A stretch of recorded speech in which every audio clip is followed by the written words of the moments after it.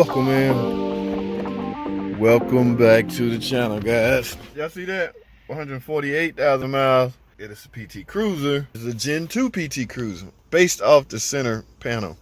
All right, the 01 through 05 have a different panel, and the 06 and up have this setup.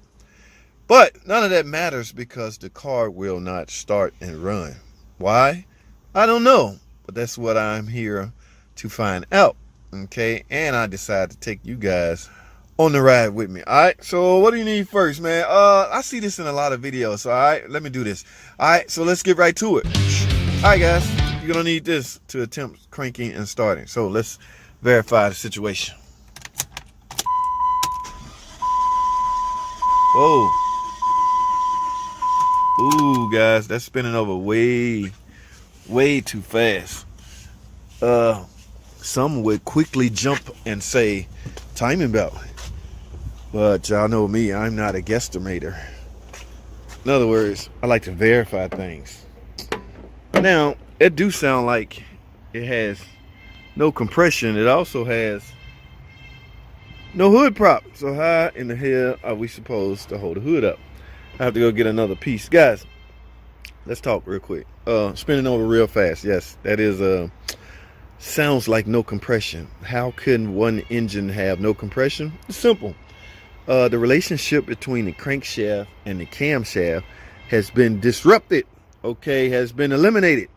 Now, how could that happen? There's one piece of equipment that will connect the two. Connect the crankshaft to the camshaft, because as you know, those two devices need to be in sync. In this case, two camshaft. This is a dual overhead cam engine, guys. Everything needs to be in sync for cranking to, no, for starting to occur. What I did was crank the car over. So this is not a no crank. This is a no start complaint. Let's get these description, or let's get these complaints correct, guys. This is a no start PT Cruiser. Now, I need to find out if that's the case, as far as no timing belt broken, anything like that. Like I say, the timing belt can cause you no compression, and that sound, all too familiar sound. I'm very familiar with that sound. All right, but we don't want to guess again. Now, there's a way, guys, a cheap way you can tell. This little cover right here, we got to get this off. So I'm gonna grab a pair of pliers, and we're gonna yank this off. I'm gonna see if I can get a helper to spin this over, and I can see if when he's spinning it over, if I can see both cam moving, yes, I could assume the relationship between the camshaft and the crankshaft is broken. All right, but we don't want to guess. Now, from there, well, I don't want to go from there just yet. So let me go grab a pair of pliers and see what we can come up with, guys. Stay tuned. I'll be right back.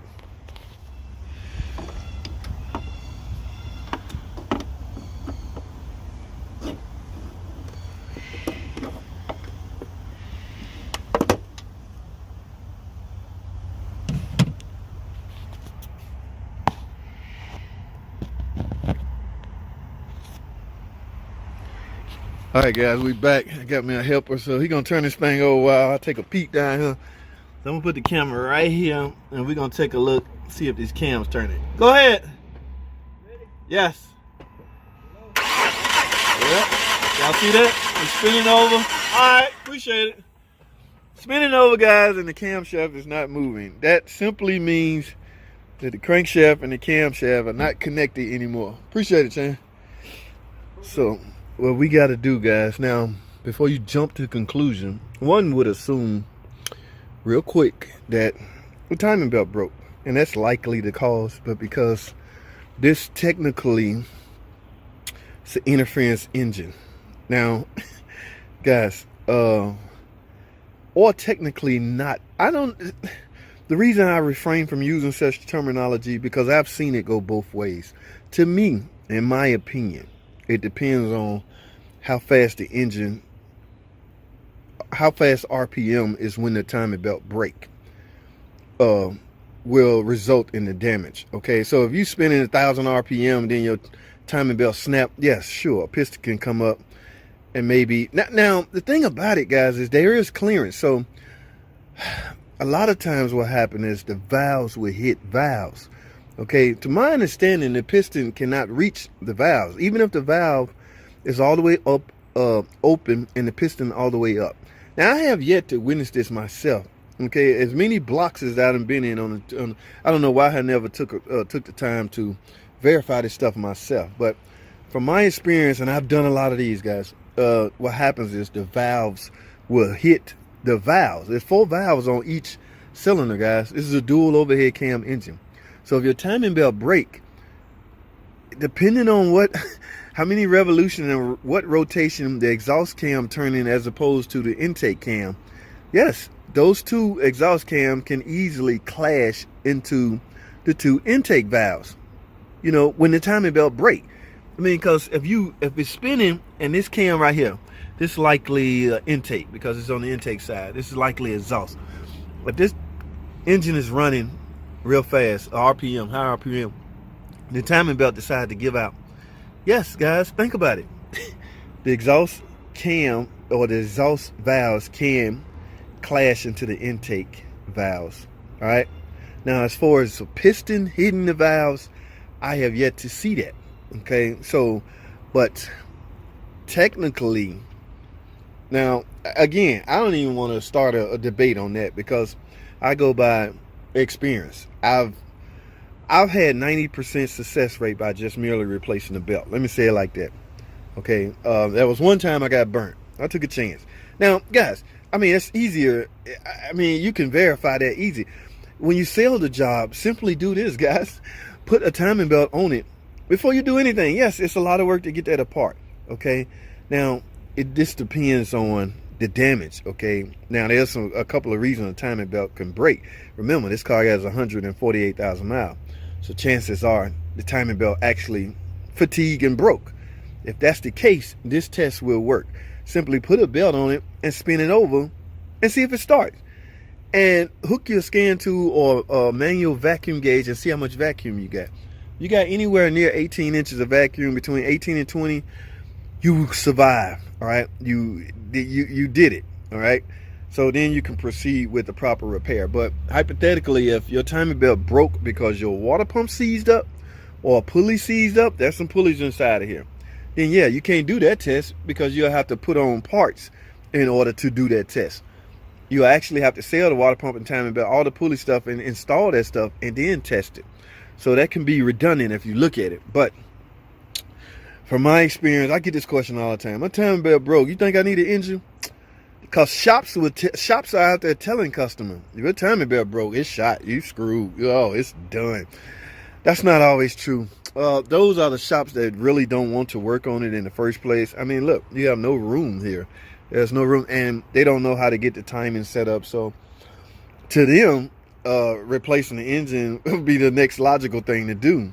There's no risk in that, and there's not a lot of work to taking the engine out and put a new one in, as opposed to jacking the engine up and doing all the timing belt stuff. So, all right, guys. So also keep in mind, guys, these motor mounts, these engine supports, they tend to fail quite a bit. Now, it looks like this upper one has been replaced. There's 3 on the side of this engine, guys. An upper mount, a lower mount, and a center mount. I can visually see that this upper mount and feel that it looks like it's just been replaced. All right, so let's take a look at the side mount. Now, it's going to have a cover on it, guys, so you need a pair of pliers to get in there. All right, got that cover off. Now you see how that engine is, that bolt is downward. Let me get y'all a good view. All right, y'all see that? How it's leaning downward? Yes, this center mount is shot. Okay, we should go in with a center mount. Now it's gonna be hard to get a view of the lower mount because of that cover. So try your best. That's why it's best to write up an estimate with the car in the shop in the air. All right, y'all take a look.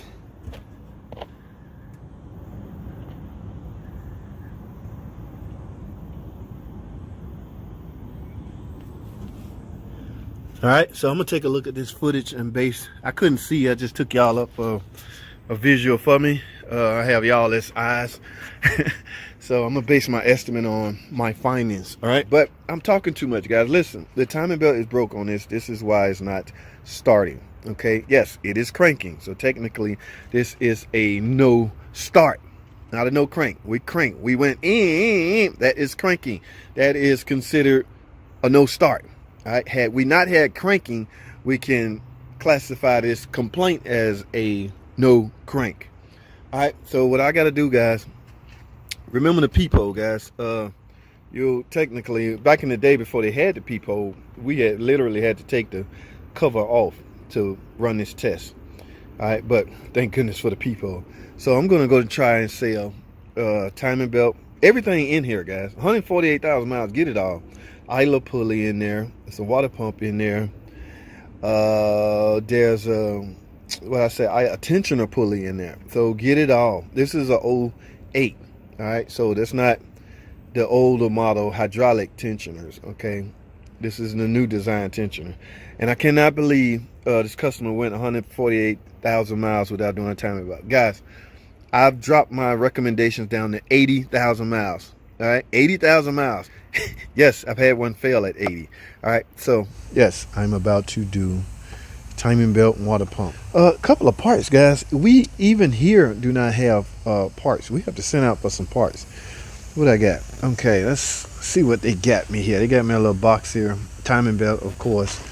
Now, since I'm doing a timing belt, might as well do the water pump, right? Well, they do not have a water pump in stock. Hey, 41TE transmission service. This is a transmission filter, guys. Yes, let's help prolong the life of the car, of the transmission, by doing the service. This is a timing belt tensioner pulley. Okay, the tensioner pulley is built onto the tensioner. We didn't have that. It's about, however, on the way. And guys, remember we talked about this? These are the only ones that regular people can't do. This is the only one regular people can't do. What I'm talking about is the center mount. Yes, that is center mount. Remember I told you how to, you can just look at it and see that that bolt is, see all the gap at the upper part. Let me show y'all what I'm talking about. If you have a lot of clearance up here, the bushing is just wild on the mount, guys. So that is cause for another engine support. You will not have that with this new mount. All right, so after I got the upper, I was able to visually see this. I couldn't, however, see this, but it turned out that it's new as well. So somebody replaced the two easy ones.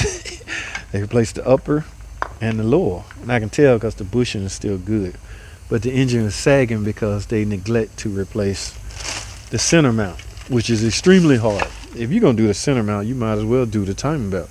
So what better time than to do the center mount now, right? Right. All right.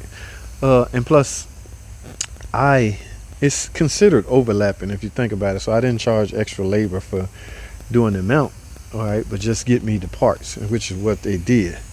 And because I'm gonna replace the water pump, I'm gonna lose coolant, right? So I got 2 gallons of coolant.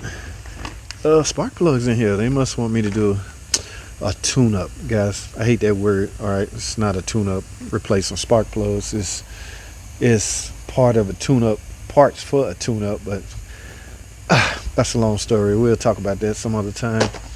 And of course, RTV for the trans pan, guys. I'm no big fan of using a gasket on this trans pan because over the years, not even years, decades, I've never been able to get this transmission to seal properly using a gasket, whether it's a cork gasket or a rubber gasket. It just won't seal. Hence the reason why we use RTV. I'm a big fan of RTV on this particular transmission. The 41TE and the 62TE stick clear of gaskets. All right, so that's most of my parts. I don't have a water pump, guys, so I don't know whether I should proceed with tearing it apart or what.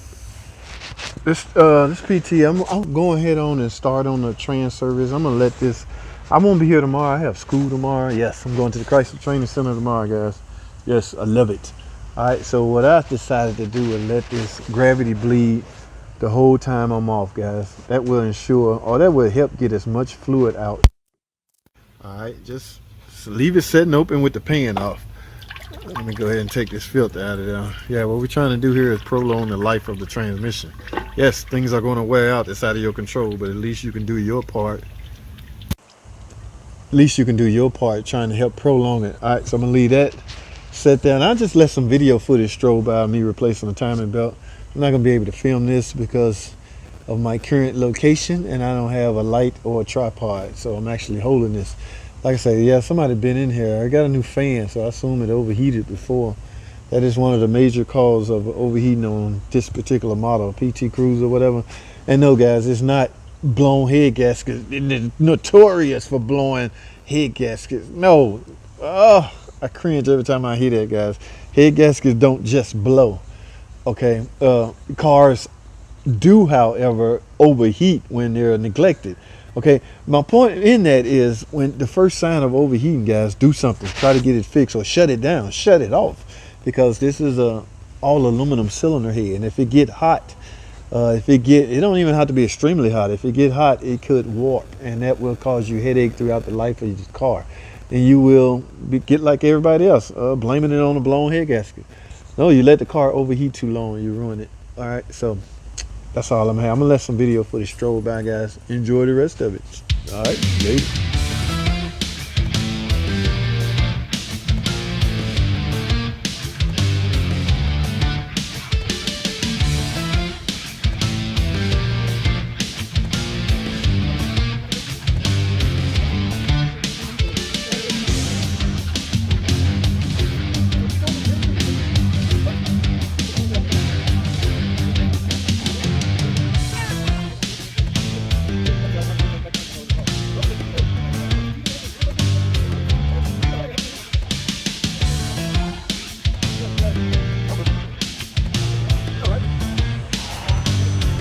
All right, guys, so here we are. I have the car back in the air now. I'm going to explain to y'all what I'm about to do.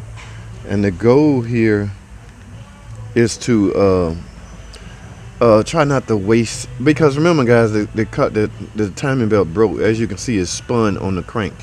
This is the crank gear. It's spun right here. So chances of it didn't really break. Okay, just this is considered broken because there's no teeth on it, but chances of its survival is greater because it didn't just snap maybe at higher RPM and cause the valves to clash into the valves, because that's what's most of the damage that happens when your timing belt break. Valves will clash into valves, not so much a piston hitting the valves. But what I want to do is, and guys, this takes a little time and a little work, but if you really don't want to waste any money, you want to be for sure, while you're here, you can go ahead and put your new timing belt on. I have my old water pump still on. See, if this water pump was seized, you wouldn't be able to do this. All right, but it's not running because the alternator seized and broke the timing belt. It's not running because timing belt is just old and the teeth on it broken. Okay, so what I'm gonna do is install the new timing belt, put it in time, and fire it up and look at my vacuum. If I got over 18 inches of vacuum, this engine was sparred. I guess I'm saying that right. In other words, you can proceed with the rest of the work. All right, it's not much work. It's an extra 15 minutes of your time. To me, in my opinion, I say go for it, because it will give you a peace of mind knowing you're installing this water pump and all the rest of the pulleys without risk. Okay, remember, the goal is to make sure the engine will be able to make sure there was no engine damage because the timing belt broke. Okay, in some cases there will be. But some we can find out. Okay, that's the whole point in finding out where's that engine damage. Now, as far as compression tests, it'd be hard because those hydraulic lifters may have collapsed. Okay, there hasn't been any oil pressure. The car hasn't ran in a while. So you don't really want to go off a compression test because that may be misleading. All right, even this way can be, if there's no compression, it's still gonna be hard to start. But I stand a better chance of doing it this way. All right, so let me put the new belt on and fire it up and see how much vacuum I got. All right, hold tight. Alrighty, guys, here we go. I have the new timing belt on. Remember, guys, I'm just installing the belt. I have it set. I have the timing marks up. Now you can see the crankshaft mark up as well. These have to be lying right across each other. I have that on. Remember what my goal is, guys. Just trying to find out if the engine can produce at least between 17 and 20 inches of vacuum. If so, that lets me know that I survived. I did not bend a valve. You cannot produce that amount of vacuum if the engine is not breathed in properly. Okay, so now I have my pod set up. I'm getting ready to start it. Now I have on my computer screen, is on the data display, because what we want to see is, remember, guys, we're looking at vacuum. We're trying to see. I can't run it long, so I'm going to have to do this quickly. I need to see at least almost 20 inches of vacuum. So here we go. Let's start this thing. We're gonna run over there real quick and verify.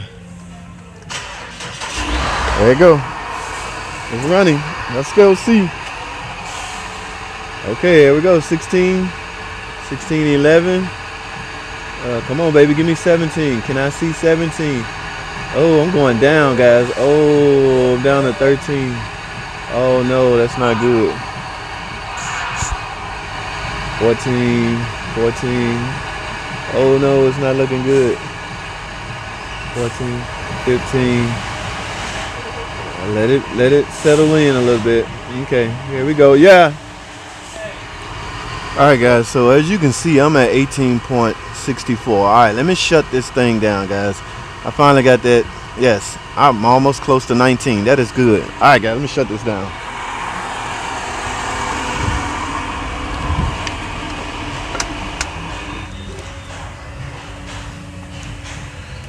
All right, guys. Enough confirmation for me. So what I'm about to do now is proceed with finishing up the job. In other words, installing the new water pump, the new pulleys, the new everything, guys. So I hope y'all got something out of this video. If you need a peace of mind and insurance and trying to figure out if your engine was damaged because the timing belt broke, then yes, that's one way of going about it. Now, for the most part, guys, this belt technically didn't break, like I said before. However, it did spun on the crank pulley. All right, so these teeth are so worn, when somebody turned the key to crank it, the gear went and just chewed away at those teeth. Look, this belt is 148,000 miles. Yes, guys, that just means that they should have replaced it on time. So they, in essence, took a risk at ruining their engine because they didn't replace this belt on time. I can pick these teeth up with my hand. This is a no-no, guys. All right, in fact, use this as a thumbnail. Guys, that's all I have, man. Thanks for watching. Hope y'all got something out of this. Comment, subscribe. I'll see y'all in the next video.